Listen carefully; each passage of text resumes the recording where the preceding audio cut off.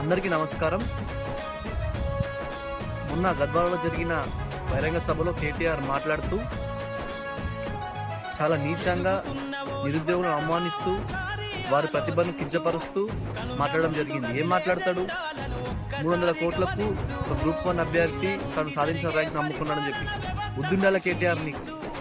గడిచిన 10 ఏళ్లలో paper leakage మీ ప్రభుత్వంలో జరిగింది, అయినా ఎవరు మాట్లాడలేదు. మాట్లాడే వాళ్ళందరినీ నిర్బంధం చేస్తూ హౌస్ అరెస్ట్ చేస్తూ చేసినది. అసలు ఎట్లా మాట్లాడాలనిపిస్తుంది కేటీఆర్ అన్న? మీకు నిరుద్యోగులు ఏమనుకుంటున్నారు? మీరు తెలంగాణలో నిరుద్యోగులు చేయబట్టి ఈరోజు మన రాష్ట్రం సాధించుకున్నాం. అలాంటి నిరుద్యోగుల ప్రతిభను ఎట్లా కించపరుస్తున్నారు? 300 కోట్లు అయిందన్న. 300 కోట్లు 30,000 నిరుద్యోగుల దగ్గర 300 కోట్లు ఉంటే ఏదైనా వ్యాపారాలు చేసుకొని వారి కుటుంబాన్ని పోషించుకుంటారు అన్న. ఈ గ్రూప్ 1 ఎగ్జామ్లకు ఎందుకు వస్తారు వాళ్ళు? వచ్చిన విద్యార్థుల మీద కించపరిచి ఈ న్యాయంలో ఎలాగో జరగలేదు.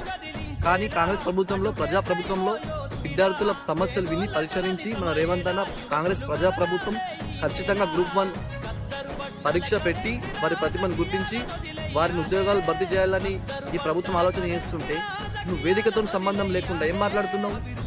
తను సాధించిన ర్యాంకును 300 కోట్లకు అమ్ముకుంటున్నాను మాట్లాడుతున్నావు. ఏం తింటున్నావు అన్న నువ్వు? కనీసం నీకు సోయి ఉందా? అసలు సోయిని మాట్లాడుతున్నా కేటీఆర్ అన్న. మీరు మిమ్మల్ని తెలంగాణ ప్రజలు ఎట్లాగో చిదరించుకున్నారు, మీకు సరైన బుద్ధి చెప్పారు. అయినా మీరు ఇలాంటి వ్యాఖ్యలు ఎట్లా చేయబుద్ధి అవుతున్నారు? మీరు గత 10 సంవత్సరాల్లో చేసిన తప్పిదం వల్లనే ఈరోజు నిరుద్యోగులు ఇంత క్షోభ అనుభవిస్తున్నారు. అయినా రేవంత్ అన్న ప్రజాప్రభుత్వం, కాంగ్రెస్ ప్రజాప్రభుత్వం నిరుద్యోగుల సమస్యలు విని గ్రూప్ 1లో విద్యార్థులకు ఎగ్జామ్ పెట్టి వారిని ప్రతిభను గుర్తించడం జరుగుతుంది. మీరు మరొకసారి తెలంగాణ విద్యార్థుల పైన కానీ, మీకు అవగాహన లేని సమస్యల పైన, మీకు సబ్జెక్ట్ లేని దానిపైన మీరు మాట్లాడితే ఇలాగే జరుగుతుంది.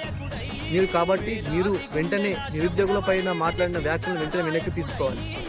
లేదంటే విద్యార్థులు మీకు భవిష్యత్తులో ఇప్పుడు బుద్ధి చెప్పారు, భవిష్యత్తులో ఇక్కడ ఈ ప్రాంతంలో మీ పార్టీ లేకుండా కనుమరుగయ్యే పరిస్థితి మీరు తెచ్చుకోకండి. మీ మర్యాద మీరు ఉంచుకోండి. నిరుద్యోగులను